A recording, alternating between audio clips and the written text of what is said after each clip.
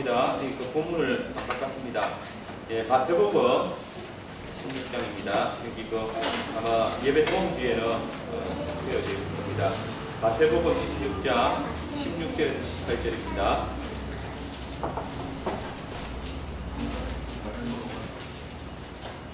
마태복음 16장 16절에서 18절의 말씀입니다.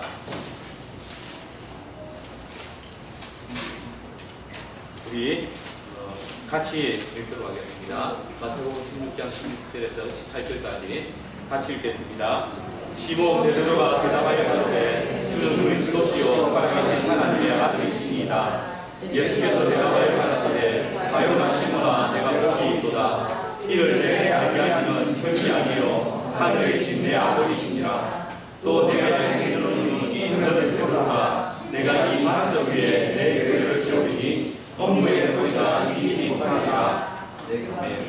예, 그 로마 교황이 자기의 교황권을 주장하기 위해서 인용했던 말씀이 바로 오늘 읽었던 말씀입니다.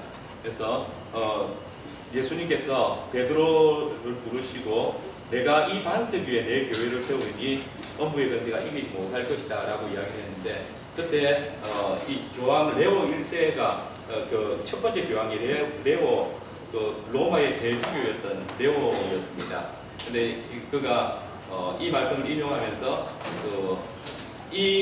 그 베드로에 대한 예수님의 말씀은 베드로의 신앙 고백에 대한 말씀이 아니고 베드로의 인격에 대한 말씀이었다. 곧 베드로를 근거해서 베드로를 수장으로 해서 교회를 세울 것이다 라고 말씀했다라는 근거로 사용을 했습니다. 그리고 이제 자기가 이야기를 할 때마다 베드로 사도가 레오의 입을 통해서 말씀하신다라는 식으로 표현을 하면서 자기가 바로 그 베드로의 계승자이고 교권을 가지고 있는 사람이라고 드러냈습니다. 이게 이제 교황의 시작입니다. 그리고 이제 이 근거해 가지고 계속해서 교황권이 확고하게 다져져 나갔죠. 네, 그러나 오늘 우리가 두 번째 읽는 말씀을 한번 보겠습니다. 에베소서 2장 19절에서 22절입니다. 2장 19절에서 22절. 우리는 그 로마 교황이 인간에 불과하다는 사실을 알기 때문에 이 사실에 대해서 관심 별로 안 가지지만 실제로 로마 교회 성도들은 교황이 그리스도와 함께 한다는 사실을 스스로 고백합니다. 이것이 우상숭배에 같다는 사실을 별로 가지고 잘 못하고 있죠. 그래서 교황의 교서를 하나님의 말씀과 공동되게 여기고 있습니다. 특히 이번 8월 달에 교황, 이번에 이름이 뭐죠? 예? 베네딕트. 베네딕트네요. 그러면 베네딕트가 이제 8월 달에 오는데 로마 교회에서는 축제와 같은 거죠. 그리고 로마 교황이 성인을 인정을 합니다. 성인 추대식이 아마 있을 건데 그만큼 마치 신적인 교리를 가지고 있는 것처럼 그렇게 행하고 있습니다. 그리고 실제로 이제 세계 기독교 국가가 아니더라도 한 나라에 또는 신적인 권위를 가진 사람으로 이렇게 인정을 하고 있는 것이죠. 예, 일단 한번 읽어봅시다. 에베소서 2장 19절에서 22절 같이 읽읍시다. 그러므로 이제부터 너희가 외인도 아니요 성도 아니요 오직 사람들과 동일한 시민이요 한 믿는 손이라. 너희는 사도들과 선지자들의 터 위에 세우심을 입은 자라. 그리스도 예수께서 친히 모퉁이 되셨느니라. 그의 안에서 사람마다 서로 연결하여 주 안에서 성전이 되어가고 너희도 성령 안에서 하나님의 거하신 처소가 되기 위하여 예수 안에서 함께 되셨다 하니라. 네, 보면 사도 바울은 베드로의 터 위에 교회가 세워졌다라고 말하지 않고 사도들과 선지자들의 터 위에 세워졌다라고 이야기를 합니다. 그리고 고린도전서 3장에서도 교회를 세우는 것이 베드로도 그 교회를 세우는 건축자에 불과하다고 분명하게 표현을 하고 있죠. 그리고 자기가 또 베드로 역시도 서신서 첫 번째 서신서를 쓰면서 우리가 그리스도 안에서 나도 그와 함께 하나님의 집을 취업하고 너희도 함께 산돌로 지어져 간다라고 표현을 하고 있습니다. 성경 어느 곳에서도 그 마태복음 16장의 말씀을 근거로 해서 베드로가 교회의 수장이 되어졌다라고 표현하고 있지 않습니다. 그래서 실제로 이제 로마 교회를 여러분들이 주목해서 보시면 이미 그 성상 숭배를 공공연하게 하면서 그 성상 숭배를 위해서 십계명조차도 완전히 바꾸어 놓는 그런 사람들입니다. 그리고 우리는 십계명이 제 1계명이 뭡니까? 너는 나 외에 다른 신을 섬기지 말랍니다. 근데 거기는 1계명과 2계명을 같이 모아놨습니다. 왜? 너는 나 외에 다른 신을 섬기지 마는데 그때 어떤 형상들을 만들지 마라. 이런 식으로 표현한 거죠. 우리는 하나님의 형상을 만들지 말하잖아요. 근데 너는 나 외에는 다른 신을 섬기지 마는데 근데 다른 신의 형상을 만들지 말라는 식으로 표현을 합니다. 그리고 10계명이 그러니까 그게 1계명이 되어버리니까 1계명과 2계명이 1계명이 되어버렸으니까 하나씩 밀려나겠죠. 그러니까 그 4계명이 내 부모를 공경하게 됩니다. 그럼 10계명이 뭘까요? 10계명. 우리의 10계명이 뭡니까? 내 이웃을 탐내지 말라잖아요. 그게 9계명이 되어야 되잖아요. 그럼 10계명이 뭘까요? 내 이웃의 아내를 탐내지 마라. 그러니까 탐내지 마라를 두 개로 나누는 거죠. 그러니까 근데 이게 오류가 된다는 것이 뭐냐면 출애굽기하고 신명기에 두 번의 10계명이 나오잖아요. 근데 출애굽기를 보시면 여러분 여기 보시면 됩니다. 출애굽기를 보시면 첫 번째 내 이웃의 것을 탐내지 말라라고 되어 있습니다. 그런데 그게 또 뭐지? 이 출애굽기를 같이 읽어봅시다. 출애굽기 같이 읽읍시다. 제10은 내 이웃의 집을 탐내지 말지니라. 내 이웃의 아내나 그의 남종이나 그의 여종이나 그의 소나 그의 낙이나 물론 내 이웃의 소유를 탐내지 말지니라. 여기서는 내 이웃의 집을 탐내지 말라 하면서 그 이웃의 집에 있는 것들을 쭉 이야기하면서 그 소유를 탐내지 말라고 되어 있습니다. 근데 신명기를 봅시다. 신명기 제10계명을 같이 한번 읽어봅시다. 제10은 내 이웃의 아내를 탐내지도 말지니라. 내 이웃의 집이나 그의 밭이나 그의 남종이나 그의 여종이나 그의 소나 그의 낙이나 물론 내 이웃의 소유를 탐내지 말지니라. 예, 여기 보시면 출애굽기는 내 이웃의 집에 있는 것들을 탐내지 말라라고 하면서 그 안에 아내를 탐내지 말라고 되어 있습니다. 그런데 로마 천주교회는 로마 교회는 이것을 두 개로 나눠가지고 내 이웃의 집을 탐내지 마라. 그 다음에 두 번째 10계명은 내 이웃의 아내를 탐내지 말라고 구분을 한 거죠. 근데 그러면 신명기에 딱 가버리면 어떻게 됩니까? 그 9계명, 10계명이 또 다시 바뀌어버리는 거잖아요. 이것이 하나의 계명이라는 사실은 감추기를 원하는 거죠. 그래서 스스로 성경을 이렇게 왜곡해서 감추겠다는 사실을 여러분들이 로마교 교리서만 보면 드러납니다. 이렇게 해서 스스로 자신의 교황권을 가져가고 또 교회 안에서 그렇게 가르치고 있는데 바로 로마 교회의 타락은 이 직분의 타락에서부터 시작되어 있다는 것을 우리가 알아야 됩니다. 사실 교회 안에 가장 말씀이 사라지면 그게 교회가 무너진다고 이야기합니다. 그런데 그 말씀이 사라지는 이유가 무엇이겠습니까? 그것은 그 교회 직분자가 그 맡겨진 직분에 따라서 말씀을 다르게 전하지 않기 때문에, 말씀을 따라서 성도들을 돌아오지 않기 때문에, 또 이런 직분자들이 그 말씀에서 멀어져 버리기 때문에 나타나는 일인 것이죠. 이제 그런 부분에서 로마 교회가 이 교황권을 확보하게 하고 또 직분을 이렇게 집중시킵니다. 그러니까 성경에서 말하고 있는 직분을 그대로 하지 아니하고 사제들을 중심으로 직분의 사역을 감당하고 모든 직분의 그 사역들이 사제에게 집중되어지고 장로는 사라지고 그 다음에 집사들은 사제들의 종으로 전락하게 되죠. 그러니까 결국은 말씀에서 멀어질 수밖에 없는 현상들이 일어난다는 것입니다.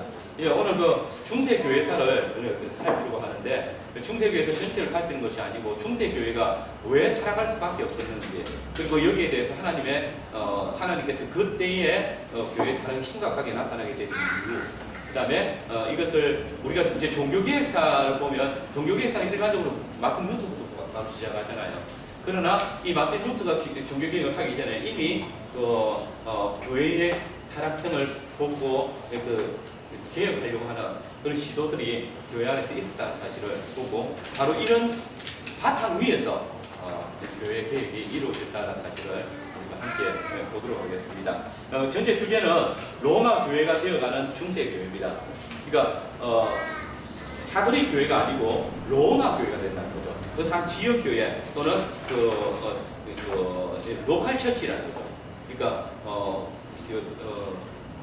어떤 공교회성이 사라지고 하나님의 말씀을 따라서 세워지는 교회가 아니고 어떤 로마라는 그 지역에서 주장하고 있는 말을 따라서 교회가 세워지는 그런 모습으로 되어진 교회가 바로 중세교회입니다.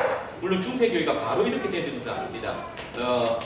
물론 이제 그 초대교회사가 보통 이제 BC 4세기, 5세기 초에 보통 끝나는 것으로 봅니다. 어거스틴의 때를 기준으로 해서 초대교회가 끝나고 또 이제 중세교회로 넘어간다고 보고 있는데 중세교회로 넘어가는 것은 바로 이 교황의 순양권이 나타나면서 중세교회라고 보게 되는 거죠. 그래서 이제 교회가 심각하게 타락하게 되는 그 기점은 중세교회로 보고 있습니다. 제가 지난번에 요한계시록 12장을 설교를 하면서 미가엘 전투에 대해서 설교를 하면서 용이 그죠? 용이 여자가 낳는 아이를 삼키려고 하다가 늘 실패했을 때 여자를 삼키려고 한다는 사실을 봤습니다. 그리고 우리는 여자가 바로 교회, 구약 교회였고 그리고 이제 하나님께서 보존하시는 교회라는 사실을 지난번에 살폈는데 사단은 계속해서 교회를 공격한다는 거죠. 그래서 처음 교회 때는 유대주의자들을 통해서 교회를 공격을 했습니다. 네, 그리고 또 유대주의자들이 국가 로마 교회를 통해서 압제를 이제 무너졌죠. 무너지고 나서 교회가 조금 자유를 얻었다 싶었을 때에 이제는 로마 정부가 교회를 공격하도록 사단이 그렇게 역사하고 있다는 것입니다. 그래서 교회가 거의 한 200년 가까이 심각한 어떤 핍박을 받았던 역사들을 우리는 알고 있습니다. 그리고 이제 이 로마 정부를 통해서 교회가 자유를 얻었습니다. 신앙의 자유를 얻었습니다. 국교로 인정을 받게 되었고 밀라인 칙령을 통해서 국교가 되었습니다. 이렇게 되어지니까 이제 교회는 정말 이제 번성할 수 있는 그런 계기가 되어진 것이죠. 그리고 교회가 이것을 통해서 이제는 신앙의 자유를 가지고 복음을 확장시킬 수 있는 그런 좋은 기회가 되어졌습니다. 사단은 그걸 또 기다리고 있지 않죠. 역시 하나님께서 교회를 세우실 때 사단 역시도 교회를 세우신다는 교회를 하나 조직 교회를 세운다는 그 속담은 여전히 시대 안에 여전히 나타나고 있습니다. 그래서 그러면 이 자유하게 되어진 이제 신앙생활을 자유롭게 할 수 있게 되어진 이 국교가 되어진 기독교 안에서 그러면 사단은 어떻게 교회를 공격했을까요? 그게 바로 국가가 교회가 되어짐으로써 나타나는 폐해가 일어나는 것이죠. 그래서 보면 국가교회가 되어진 교회에 대해서 이야기를 하는데 국가교회가 되어졌기 때문에 여러 가지 혜택이 있었습니다. 그 첫 번째 혜택이 직분자의 지위가 안정이 되어졌습니다. 그 전까지 말씀 사역자들이 숨어서 말씀을 전하고 또 이 핍박을 피해서 신앙생활을 했기 때문에 재정적으로 어려움이 참 많이 있었습니다. 그러나 교회의 직분자들이 법적인 지위가 안정이 되어지니까 또 국가에서 세금을 면제시켜주고 또 국가에서 사역자들의 생활비를 지불을 해줍니다. 그러니까 사역자들 굉장히 생활이 안정이 되어지고 또 이것 때문에 사역을 하고자 하는 사람들이 많이 늘어나게 됩니다. 그러니까 교회가 자연스럽게 자라가고 그 다음에 복음이 점점점 확장되어져 간다는 사실을 우리가 느낄 수 있을 것입니다. 그러나 사실 이 교회가 국가에 의해서 보호를 받고 직분자들의 지위가 안정되어집니다. 직분자들의 지위가 안정되는 것은 굉장히 중요하죠. 그러나 국가에 의해서 직분자들의 지위가 보장이 되어지는 것이 과연 교회에게 유익이 될 것인지 그런 부분들은 한번 깊이 상고해 봐야 될 것입니다. 사실 화란이나 독일이나 또는 영국이나 국가교회거든요. 국가교회들이 있습니다. 화란 자유개혁교회 같은 경우, 자유개혁교회 말고 화란 개혁교회도 국가교회거든요. 이 국가교회가 있습니다. 근데 그 국가교회는 지금 심각하게 타락을 하고 또 세속화되어졌습니다. 그리고 더 이상 복음을 쫓지 아니하고 말씀 사역자들도 말씀에 대한 연구보다는 자신의 생활은 너무나도 안정이 되어 있기 때문에 교회에 오든지 오지 않든지 전혀 문제 삼지 아니하고 오직 자기가 맡은 일, 설교의 사역만 감당하고 있는 것이죠.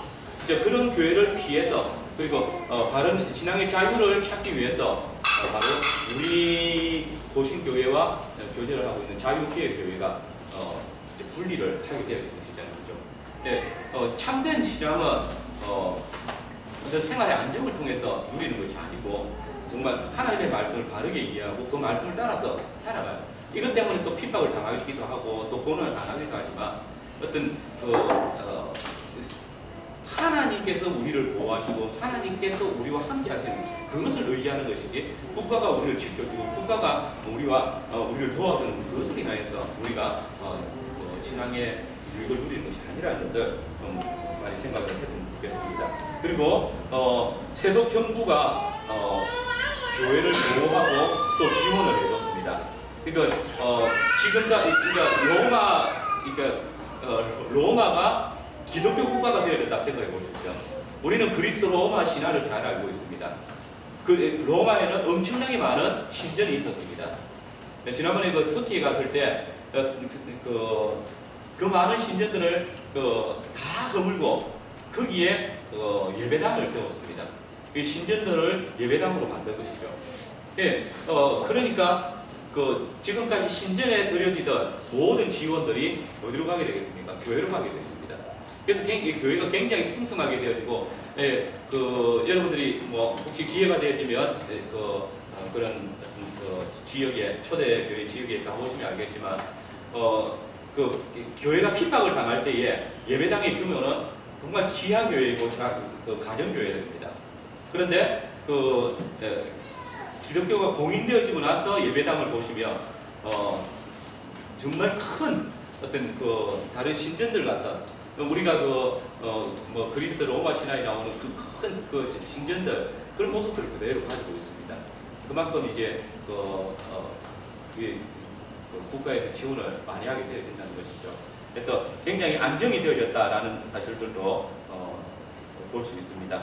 그리고 제일 중요한 것은 어쩌면 이것도예요. 국가적인 안식일로 일요일이 제정되어진 것입니다. 그래서 일반적으로 이제 안식교 성도들이 우리가 일요일 지키고 있는 그 로마의 휴일, 로마의 태양절입니다. 태양절을 이제 로마 교황이 콘스탄틴 황제가 태양절을 안식일로 준 것이다. 그래서 우리가 지키고 있는 그러니까 개신교들이 지키고 있는 것은 일종의 로마의 안식일을 지키는 것도 같다라고 이야기하지만 지난번에도 설교를 할 때 말씀드렸지만 그렇지 않습니다.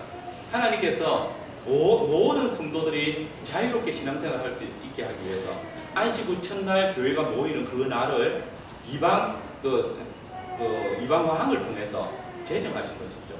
우리로 예배로 모일 수 있도록 자유를 허락해 주신 것입니다. 그래서 그런 부분에서 국가적인 안식일로서 일요일에 지켜진 것은 지금도 우리는 그 로마의 원력을 따르고 있잖아요. 그런 부분에서 우리가 주일날, 일요일날 예배로 모일 수 있다는 것은 하나님의 어떤 섭리 가운데 우리에게 주어진 선물이다라고 그렇게 여겨집니다. 사실 이제 국가교회는 유익보다는 폐해가 더 큽니다. 그 첫 번째가 뭐냐면 국가가 교회를 지배하기 시작합니다. 예, 그 교회가 그 국가의 원래 교회는 다 흩어져 있었잖아요. 숨어 있었잖아요. 그러다가 국가가 황제가 세속 황제가 교회의 자유를 허락했고 그다음에 신앙의 자유를 허락했기 때문에 정체성을 바르게 가지지 못하고 그 자유에 만끽하게 되어지죠. 그리고 국가가 신앙을 통제하게 되어집니다. 그래서 사실 우리에게는 참 선물이지만은 이 주일 성수 같은 경우도 일요일 콘스탄틴 황제가 주었습니다. 황제의 허락에 의해서 우리가 주일날 모일 수 있는 것이 되는 것이죠. 그러니까 국가의 많은 지배에 영향을 받게 되고 국가가 지원을 해주기 때문에 그 국가의 지원을 의지하게 되어지고 그래서 성도들의 헌금보다는 국가의 세금을 통해서 지원을 받고 또 예배당을 회집할 수 있는 장소를 지을 때도 국가에 의해서 지어지는 건물에 들어가게 되어서 있는 것입니다. 이전에는 가정에서 모였기 때문에 국가와 재정 분리가 분명하게 이루어졌었지만 더 이상 재정 분리가 안 되고 국가에 많은 의지하게 되는 그런 일들이 일어났던 것이고 또 두 번째가 심각한 것은 황제가 교회의 수장이 되었습니다. 지난번 초대 교회사 할 때 여러분들이 느꼈는지 모르겠지만 그러니까 콘스탄틴 황제가 기독교를 공인한 이후에 교회 회의는 전부 황제에 의해서 소집이 되었습니다. 황제가 교회의 수장인 것처럼 교회의 지도자들이 어떤 문제에서 신앙의 교리의 갈등이 생기면 그 갈등을 해소하기 위해서 교황에게 교회 회의를 요청하게 되어지고 그 다음에 그것을 교회 지도자들을 그러니까 황제가 소집을 하게 되어야 되는 것이죠. 그래서 마치 황제가 교회의 수장이고 아버지인 것처럼 되어졌던 것입니다. 그래서 이 시대를 황제 교황주의 시대다라고 그렇게 생각합니다. 그래서 황제가 교황처럼 지냈던 그런 시대라는 것이죠. 그래서 황제가 직분자를 직접 세우기도 하고 또 폐하기도 하는 그런 일들이 일어났었습니다. 그리고 국가 교회가 되어지니까 교회의 세속화가 심각하게 일어났습니다. 그래서 사람들이 교회에 가입을 하는데 가입하는 이유는 신앙 때문에 믿음 때문이 아니고 교회를 통해서 얻어지는 그런 유익이나 또는 생활의 편의 때문에 그전에는 이방신을 섬길 때 그러니까 우리가 고린도전서를 읽어보시면 그렇잖아요. 고린도전서를 읽으면서 그러니까 고린도 신전에 바쳤던 그 물건들을 사지 않으면 죽을 수밖에 없다. 그것 때문에 유대주의자들은 우상에게 바쳐진 재물을 먹을 수 있느냐 없느냐 문제가 생겼던 것이고 그것 때문에 바울이 참 모든 먹는 것을 하나님께서 주신 것이기에 먹는 데 있어서는 자유가 있다. 그러나 나는 다른 사람들의 양심을 위해서 먹지 않겠다라고 이야기하는 거죠. 그만큼 이방신을 섬길 때는 이방신을 섬기는 것에 유익이 있게 되기 때문에 거기에 가입되어 있다면 이제 국가가 교회를 국교로 인정을 했기 때문에 기독교에 가입하는 것이 더 유익했고 그리고 생활에 편리했기 때문에 교회에 가입하게 되는 것이죠. 그러니까 신앙이 없는 사람들이 교회 안에 들어오고 신앙 없이 신앙생활을 하고 있기 때문에 교회가 심각하게 세속화되어져 가겠던 것입니다. 그리고 또 한 가지는 기독교 신앙과 이교도의 신앙이 별반 차이가 없어집니다. 그러니까 이교도들이 신앙 없이 교회 안에 들어왔고 교회 회원이 되어지고 그들도 동일하게 세례를 받고 성찬에 참여하니까 이 복음의 높이를 낮춰야 되는 것이죠. 소위 오늘날 그 복음주의와 같이 복음을 희석화시켜야 됩니다. 그래야 그 사람들이 교회 안에 계속해서 가입할 수 있고 그 믿지 않는 자들도 교회 안에서 신앙생활을 할 수 있도록 보장을 해줘야 되는. 그러니까 국가가 그것을 제한하고 있기 때문에 그 복음이 희석화되어야 되는 그런 일들이 많이 일어났던 것입니다. 그래서 어떻게 보면 이 국가교회가 되어진 것이 교회를 더 연약하게 만들고 또 세속화되어지게 만들고 또 타락하게 만드는 그런 뭐라죠? 계기가 되어졌다고 볼 수 있습니다. 예, 이런 상황에서 이제 중세교회를 우리가 보게 되어집니다. 그래서 중세교회는